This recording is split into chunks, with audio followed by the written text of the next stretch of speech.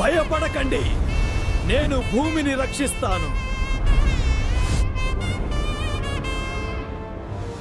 సరే, మరి ఈ విశ్వ సంక్షోభం, దైవిక జోక్యం లాంటి అంశాలతో నిండిన ఈ అద్భుతమైన కథలోకి వెళ్ళిపోదామా? ఈరోజు మనం విష్ణుమూర్తి 3వ అవతారమైన వరాహుడి కథను విశ్లేషిద్దాం. వరాహుడు అంటే అంతిమ రక్షణకు ప్రతీక. మన కథ ఒక గందరగోళ యుగంలో మొదలవుతుంది.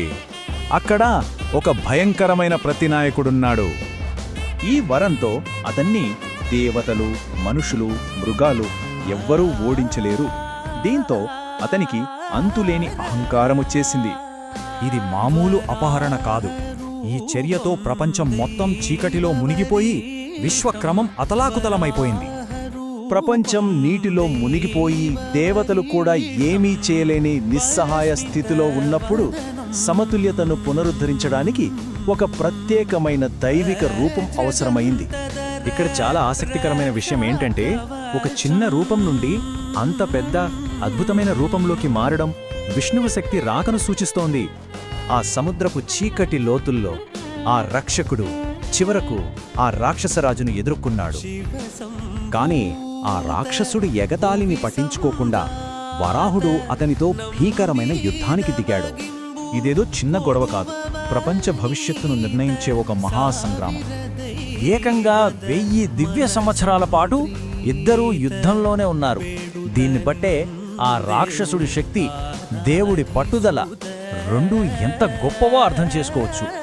సో ఇక్కడ ముఖ్యమైన విషయం ఏంటంటే, సూర్యాస్తమయం తర్వాత రాక్షసుడి మాయాశక్తులు పెరుగుతాయని గ్రహించి వరాహుడు చాలా వ్యూహాత్మకంగా ఆ లోపే అతన్ని ఓడించాడు. రాక్షసుడు ఓడిపోయాడు. ఇక ఇప్పుడు అసలు మిషన్ మొదలైంది. ఇది ఒక అద్భుతమైన విషయం. చూడండి, ఆయన రక్షించింది ఒక గ్రహాన్ని కాదు, భూదేవిని, అంటే భూమి యొక్క ఆత్మను, జీవాన్ని. ఈ ఒక్క చర్యతోనే విశ్వం మళ్లీ స్థిరపడింది. సృష్టి తిరిగి వర్ధిల్లడానికి మార్గం సుగమమైంది.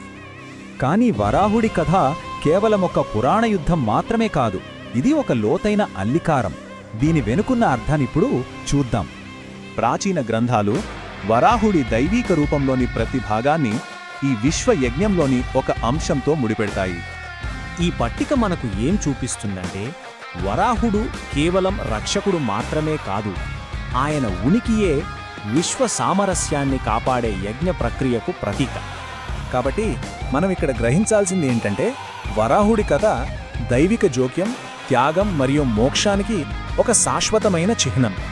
ఈ గొప్ప వరాహుడి పురాణం మనకొక విషయం గుర్తు చేస్తోంది. ప్రపంచాన్ని చీకటి నుండి బయటకు తీసుకురావడానికి సహాయం మనం ఊహించని రూపంలో కూడా రావచ్చు. చూసినందుకు ధన్యవాదాలు. దయచేసి ఛానల్కు మద్దతు ఇవ్వడానికి ఈ వీడియోని లైక్ చేయండి, సబ్స్క్రైబ్ చేసుకోండి, ఇంకా మీ స్నేహితులతో పంచుకోండి. ధన్యవాదాలు.